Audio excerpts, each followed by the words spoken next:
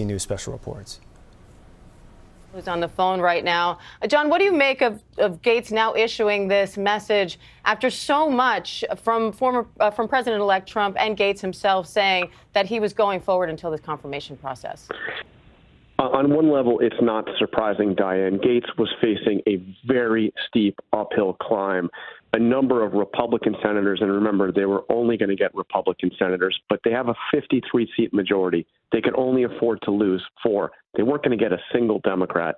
And a number of Republican senators had publicly been expressing deep skepticism and concern about the Gaetz nomination. I am told that privately, several of them were even more direct with the Trump transition team, saying that there was simply no way that they would vote to confirm Gaetz. So you had a situation where Gaetz, with all of the controversy swirling around his nomination, was simply not going to get the votes to be confirmed.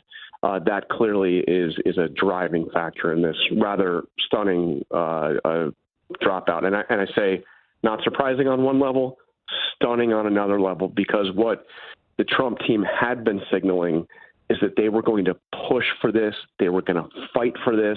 They were going to make Republican senators unwilling to vote for Gaetz pay if they dared, cross the president-elect, who they believe has a mandate to get the cabinet of his choice.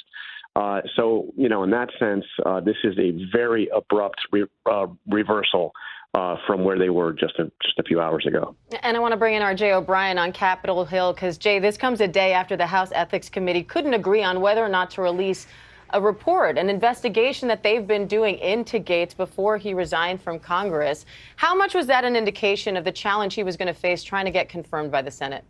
Well, it was a demonstration, Diane, of how rocky of a confirmation process this could have been for Matt Gaetz, because we knew from Senate Republicans that regardless of what the House Ethics Committee decided to do in terms of publicly releasing that report, they wanted to know what the House Ethics Committee and the Department of Justice, which also investigated these allegations and declined to bring criminal charges, uncovered over the course of their investigations. And senators had said they had already requested Democrats in the Senate what the FBI uncovered into Matt Gaetz. They were positioning themselves to see what the House Ethics Committee uncovered into Matt Gaetz. And so there were senators who wanted to know exactly what was found into Matt Gaetz, which sources told us was a woman telling the committee that when she was 17 years old and in high school, and Matt Gaetz was a sitting member of Congress in 2017, that he had sex with her. Women telling the committee, according to their attorney, that they witnessed Matt Gaetz having sex with a minor, that he paid them for sex through Venmo records, which ABC News also obtained. Point being,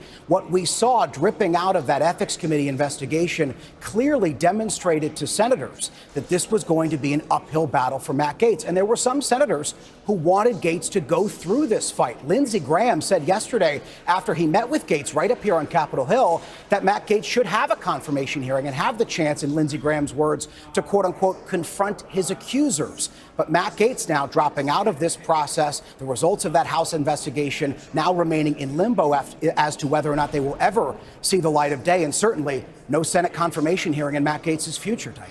And, John, there was a lot of backlash against this nomination from the start, not only because of those allegations, but also because of Gaetz's limited legal experience. So where does that put the Trump transition team now? Who will they name if it's not Gaetz? Yeah, one Republican Senator, Markwayne Mullin of Oklahoma, said that he didn't know that Gaetz was an attorney until he was announced as the candidate for Attorney General. So, yes, his experience and his approach to the Justice Department was a big part of this, as were the allegation. In terms of what comes next, Trump interviewed several candidates for Attorney General. He can certainly go back to that list. But here's what I would look for, Diane.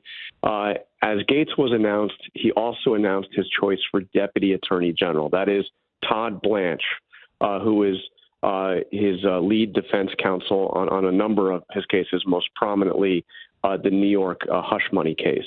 Todd Blanche became the personal lawyer to Donald Trump. He is a former prosecutor. He is widely respected, and he is somebody that clearly has the trust of Donald Trump. I would look to whether or not he would consider elevating Blanche, who he's already chosen and already announced as the Deputy Attorney General nominee, to be the nominee for Attorney General.